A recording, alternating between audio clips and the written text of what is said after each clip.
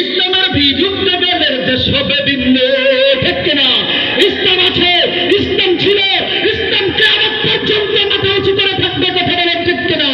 যারা ইসলামের বিরুদ্ধে কথা বলবে আমাদের বুবুর মতো মামার বাড়ি গিয়ে পড়বে, কথা বলেন ঠিক কিনা? ইসলামের জন্য দেশের হয়েছে জন্ম, ইসলামের বিরুদ্ধে গেলে দেশ হবে ভিন্ন। ইসলামের বিরুদ্ধে যারা নিয়েছে অবস্থান, এই বাংলায় ঠাই হবে না যা হিন্দুস্তান। জুড়কে বেলে সামনে বলো, জুড়ে জুড়ে আওয়াজ করে সবাই বলো নারায়ে তাকবীর, নারায়ে তাকবীর, দিন ইসলাম, দিন ইসলাম, জিন্দাবাদ জিন্দাবাদ জিন্দাবাদ, ইসলাম দিন ইসলাম। আলহামদুলিল্লাহ, আপনাদের পাওয়ার আছে দেখা যায় ভালোই। চলবে তো, এই পাওয়ার থাকবে তো ইনশাআল্লাহ। ইসলামের জন্য এই পাওয়ার ব্যয় করবো তো আমরা ইনশাআল্লাহ। আল্লাহ পাক কবুল করেন। মুহতারাম হাজিরিন, আমি আপনাদের মাঝে পবিত্র কালাম থেকে একটি আয়াত তেলাওয়াত করেছি। আপনার আমার নবী রহমাতুল লিল আলামিন সাইয়্যিদুল মুরসালিন খাতামুন নবিয়্যিন, আমার জানের নবী, প্রাণের নবী, তার হাদিস মুবারক থেকে ছোট্ট একটি হাদিস তেলাওয়াত করেছি।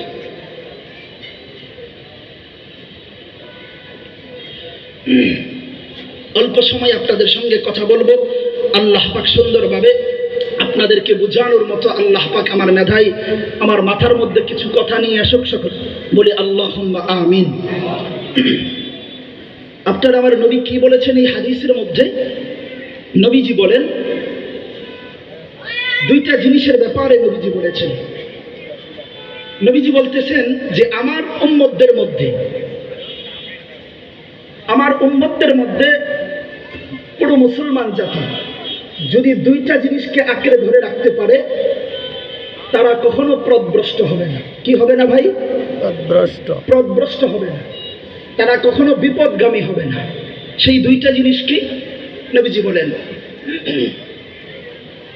এক নম্বর নবীজি বলেন কিতাব আল্লাহ। কি ভাই? কিতাব আল্লাহ মানে কি? আল্লাহ তাআলার কিতাব। কি?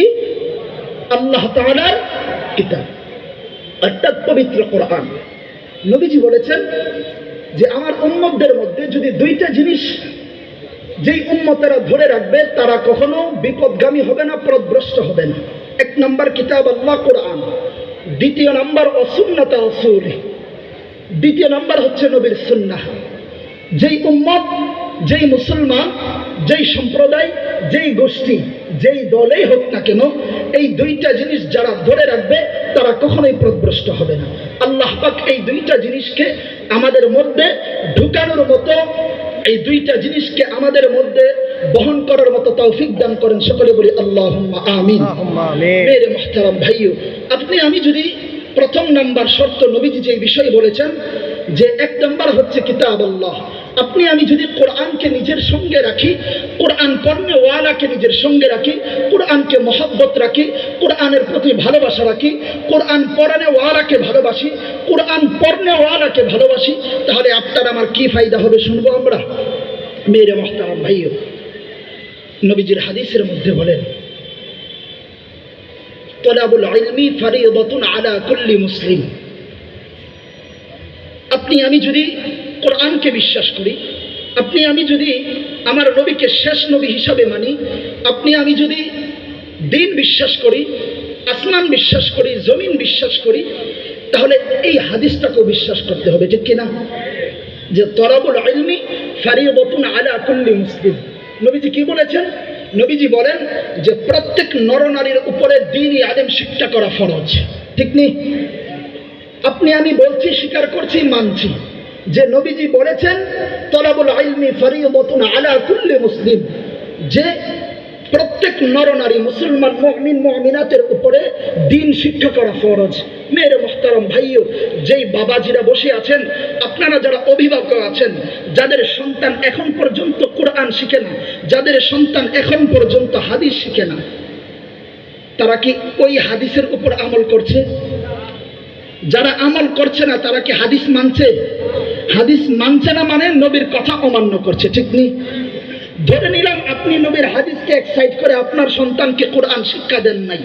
মেরে মুহতারাম ভাইও, আপনি এত কষ্ট করে এত আদর যত্ন করে আপনার সন্তানকে লালন পালন করছেন, আপনার সন্তানকে আপনি জজ, ব্যারিস্টার, ডাক্তার বানিয়েছেন, কিন্তু প্রশ্ন আপনার কাছে, ওই কাল কিয়ামতের দিন আপনি কিভাবে পার হবেন? আপনি কিভাবে পার হবেন? চিন্তার বিষয়। মেরে মুহতারাম ভাইও, আল্লাহ পাক আপনাকে আমাকে সর্বপ্রথম নামাজের হিসাব যদি নেওয়া হয়, আপনাকে আমাকে মালিক যদি জিজ্ঞেস করে, ও বান্দা, ও অমুকের বাপ, ও আব্দুর রহমান, তুমি কেন নামাজ পড়ো নাই? তখন আমি কি বলবো? যে আল্লাহ আমি পড়ি নাই। ঠিক নেই? আমি বলবো যে আল্লাহ আমি পড়ি নাই, নাকি অন্যকে দোষ দেব, অন্যর কথা বলবো? আপনারা কি আমার কথা বুঝতেছেন? একটু কথা বলবেন আমার সঙ্গে।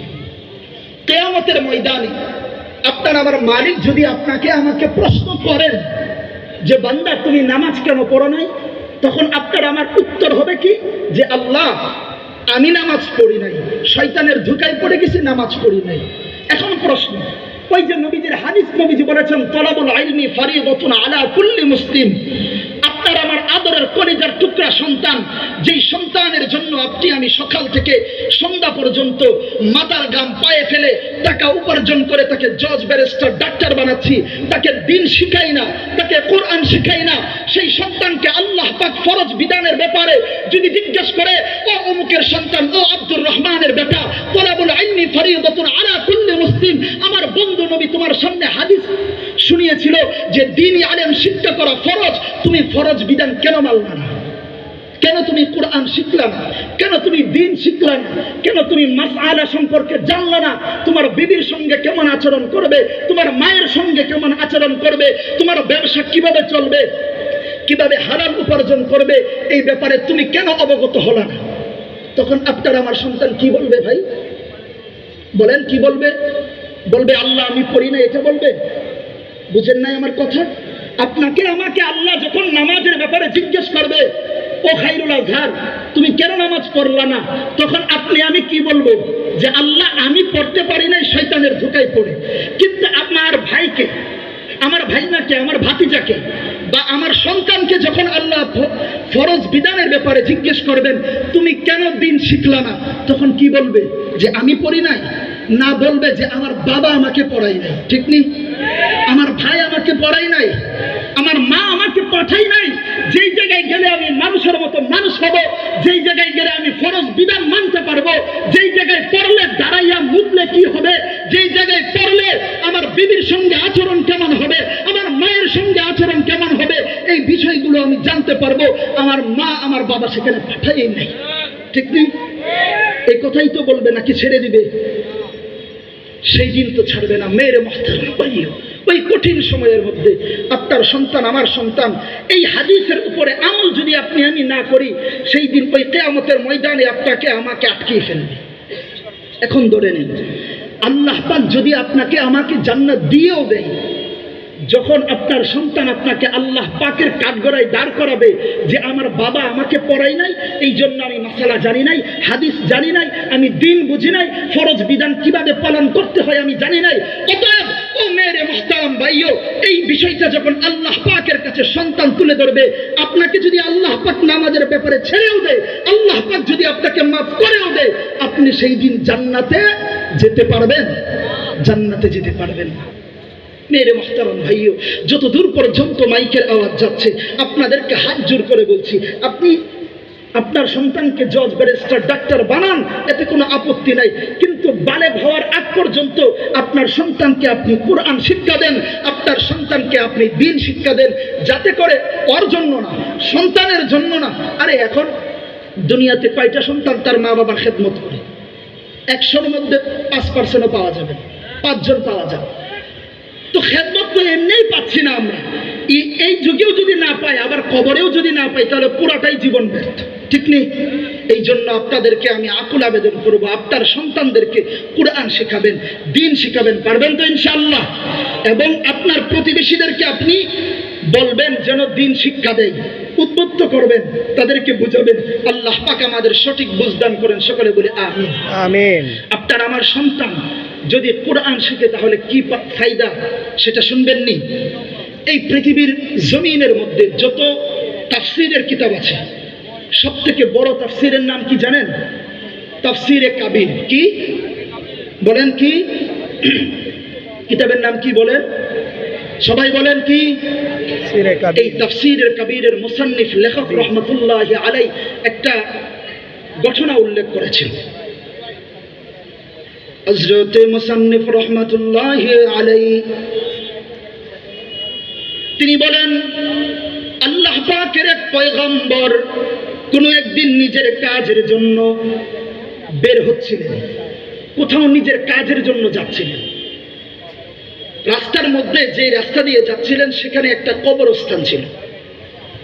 তো আল্লাহ পাকের পয়গম্বর ওই কবরস্থানের পাশে যখন গেলেন, যাওয়ার পরে তিনি বুঝতে পারলেন যে এই কবরের মধ্যে আযাব হইতেছে। যে কেমন আযাব? এই কবরের মধ্যে আগুন জ্বলতেছে, আযাবের ফেরেশতা তাকে আক্রমণ করেছে। মেরে মুহতারাম ভাইও, গভীর মনোযোগ দিয়ে কথাগুলো বুঝবার চেষ্টা করবেন। আল্লাহ পাকের পয়গম্বর যখন ওই কবরের পাশে গিয়ে দাঁড়ালেন, দাঁড়ানোর পরে বুঝতে পারলেন যে এই কবরের মধ্যে আযাব হইতেছে। মেরে মুহতারাম ভাইও, আল্লাহর পয়গম্বর এই দৃশ্য দেখার পরে হেঁটে হেঁটে চলে গেলেন নিজের কাজের জন্য। আল্লাহ পাকের পয়গম্বর নিজের কাজের জন্য যখন গেলেন, যাওয়ার পরে সারাদিন তার নিজের কাজ সম্পন্ন করলেন। করার পরে কাজ শেষ করার পর যখন পুনরায় আবার নিজ বাড়ির দিকে ফিরতেছিলেন, সেই একই রাস্তা দিয়ে ফিরতেছিলেন, আল্লাহ পাকের পয়গম্বর ওই কবরের পাশে এসে আবারও দাঁড়াইলেন। আল্লাহ পাকের পয়গম্বর ওই কবরের পাশে এসে দাঁড়াইয়া এখন দেখে তার উল্টো দৃশ্য। কেমন দৃশ্য? আল্লাহ পাকের পয়গম্বর এখন দেখতেছেন যেই লোকটাকে সকালবেলা দেখে গেলেন যে কবরের মধ্যে দাউ দাউ করে আগুন জ্বলতেছে, যেই লোকটাকে দেখে গেলেন তার কবরের মধ্যে আযাব হইতেছে, এখন সেই লোকটা আযাবের মধ্যে নাই, ওই কবরের মধ্যে আগুনও জ্বলে নাই। আমার আল্লাহ ওই আযাবওয়ালা ব্যক্তিকে এখন জান্নাতের বিছানার মধ্যে শুয়াইয়া দিছে। এই দৃশ্য দেখার পরে আল্লাহ পাকের পয়গম্বর বাসায় এসে আল্লাহ পাকের সঙ্গে কথা বলেন যে আল্লাহ, এই কেমন দৃশ্য? সকালবেলা দেখে গেলাম আপনার বান্দা আগুনের মধ্যে পুড়তেছে, আযাবের মধ্যে আসে, আর এখন বিকালে দেখি আপনার বান্দা জান্নাতের বিছানায় ঘুমায়। আপনার বান্দা কবরে শুয়ে শুয়ে কি এমন আমল করছে যে আপনি তাকে জান্নাত দিয়ে দিলেন? আল্লাহ পাক বলেন, হে আমার পয়গম্বর, যে আমার বান্দা কোনো আমল করে নাই। কে আমল করছে? আল্লাহ।